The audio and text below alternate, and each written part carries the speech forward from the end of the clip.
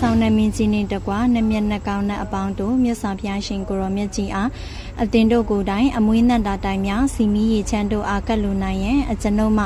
အမွေးနတ်တာတိုင်များစီမီရေချမ်းတို့အားအသင်တို့ကိုလူတန်းပေးပါတယ်အသင်တို့ကိုယ်တိုင်မြတ်စွာဘုရားအားပူဇော်ကြပါလော့ဤနေအိမ်ချံဝဲအတွင်းမှာရှိကြကုန်သောဝတ္တုံတရီမြေဆောင်းနှမင်းကြီးနှင့်တကွာအကျွန်ုပ်တို့မိသားစုအားဆောင်းလျှောက်ရည်နေကြကုန်သော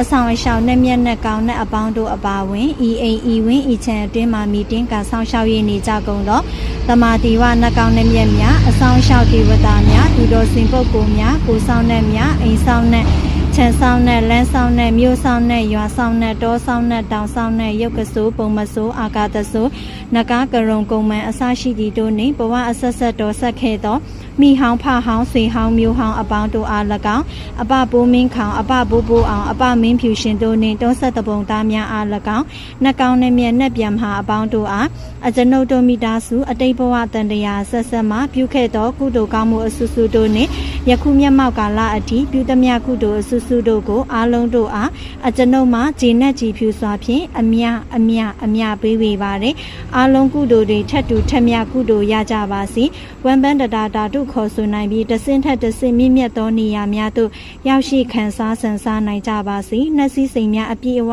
ဆန်စားနိုင်ကြပါစေ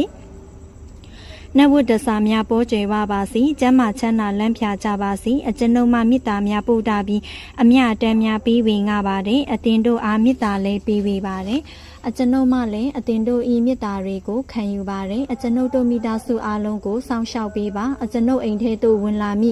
အန္တရာယ်ဟူသည်များနှင့်အပူသောကမန္တများကိုလည်းဖယ်ရှားပေးပါအကျွန်ုပ်တို့မိသားစုအားလုံးကိုပြီးမတည်ရမခအဆဆရရအစဉ်ပြေအောင်တွားလန်းတာ၍လာလန်းဖြောင်းအောင်လှုပ်သည်များဆောင်သည်များအောင်ရအောင်ရင်ဝေသားသမီးကဲ့သို့စောင့်ရှောက်ပေးတော်မူပါအကျွန်ုပ်တို့မိသားစုမှာရှိသောစိတ်အနှောက်အယှက်လူအနှောက်အယှက်ပုဂ္ဂိုလ်အနှောက်အယှက်မကောင်းသောမိစ္ဆာမကောင်းသောအန္တရာယ်အတွင်းရန်အပြင်ရန်များကိုလည်းဖယ်ရှားပေးပါအိုးပိုင်အိမ်ပိုင်မြေပိုင်ရာပိုင်များလည်းရအောင်ကူညီဆောင်ရှောက်ပေးပါကျွေးမြီများလည်းကင်းရှင်းအောင်ကူညီပေးပါစီးပွားရေးအလုပ်ကိုင်များလည်းကြီးပွားတိုးတက်အောင်ကူညီဆောင်ရှောက်ပေးပါတာ